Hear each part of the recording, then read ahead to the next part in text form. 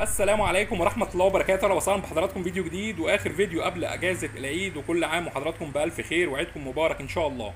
فيديو النهارده إن شاء الله عن لوحات تحكم وآخر تسليم لوحات تحكم قبل أجازة العيد. بنعتذر طبعا للعملاء اللي تم تأجيل لوحاتهم لبعد العيد.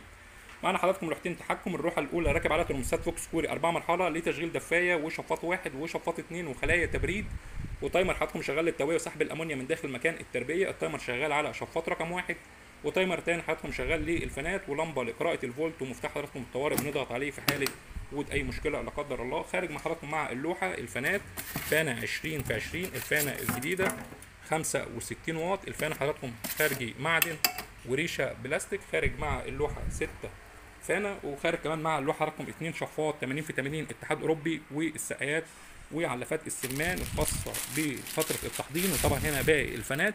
وخارج كمان مع اللوحه حضراتكم خلايا تبريد متر في 3 متر سمك 15 سم ورق الوادي. يوجد بفضل الله شحن لجميع المحافظات. لو شفتوا حضراتكم التقفيل من الداخل بيكون التقفيل بشكل منظم جدا زي ما واضح قدام حضراتكم، عشان خاطر ما يحصلش اي ماس او يحصل اي مشكله ما بين السلوك.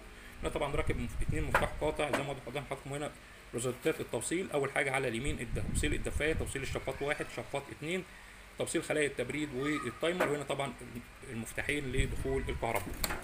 دي حضراتكم بالنسبه للوحه الاولى. اللوحه الثانيه حضراتكم راكب عليها ترموستات فوكس كوري 4 مرحله لتشغيل دفايه وشفاط وخلايا تبريد وانذار ارتفاع درجات حراره، وتايمر حضراتكم شغال لسحب الامونيوم داخل مكان التربيه، شغال على شفاط رقم واحد، وتايمر حضراتكم تاني شغال لخلايا التبريد. يعني هنا حضراتكم خلايا التبريد بتاخد الامر من التايمر، يعني الترموستات بتدي امر للتايمر والتايمر يدي امر للغاطس خلايا التبريد حسب ما حضرتك ظابط الوقت على التايمر. وافضل وقت تظبطه بالنسبه لتايمر خلايا التبريد هو دقيقه تشغيل وخمس دقائق ايقاف. دقيقه تشغيل ان الورق بيتغرق ميه، وخمس دقائق تشغيل هيكون الورق لسه ما جفش. طبعا حضراتكم ده افضل طريقه ان تظبط عليها التايمر، وبالتالي كده الغاطس مش هيشتغل معاك باستمرار. كمان هتوفر من استهلاك الميه، لان طبعا الغاطس طول ما هو شغال بتستهلك ميه كتير.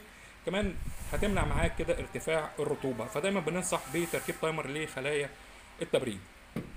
كمان زي ما وضحت لحضراتكم قبل كده ان طريقه التوصيلات او طريقه تصنيع اللوحه يفضل ان كل مرحله تكون منفصله غير الثانيه، وبالتحديد بالنسبه للشفاط وخلايا التبريد ما ينفعش يكون على مرحله واحده عشان الرطوبه ما تعلاش معاك. يعني ما ينفعش الشفاط وخلايا التبريد يشتغلوا مع بعض ويفصلوا مع بعض، بالتالي الرطوبه هتعلى معاك. لكن افضل ان الشفاط يكون في مرحله، خلايا التبريد في مرحله، ويفضل طبعا الدفايه في مرحله. يعني لو جينا نشوف لحضراتكم هنا الترتيب او بالبرمجه بتاعه الترموستات، لو هنظبط الاول الدفايه مثلا على 31، يبقى كده لو درجات الحراره قلت عن 31 الدفايه تشتغل ترفعها لي 31.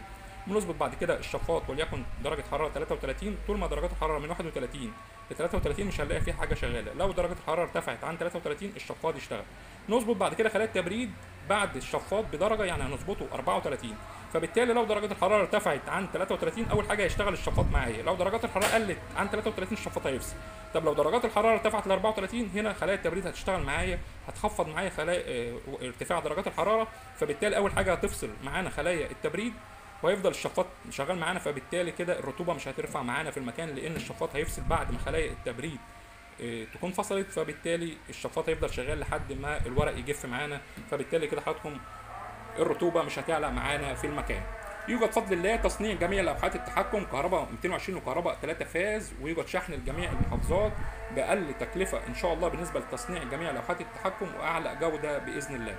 عنوان المحل حضراتكم في عزبة الهجانة مدينة نصر القاهرة، ويوجد شحن لجميع المحافظات. ومن على اللوكيشن من أي مكان هتبحث عن مؤسسة أبو مالك هتظهر معاك على طول. شكرا والسلام عليكم ورحمة الله وبركاته.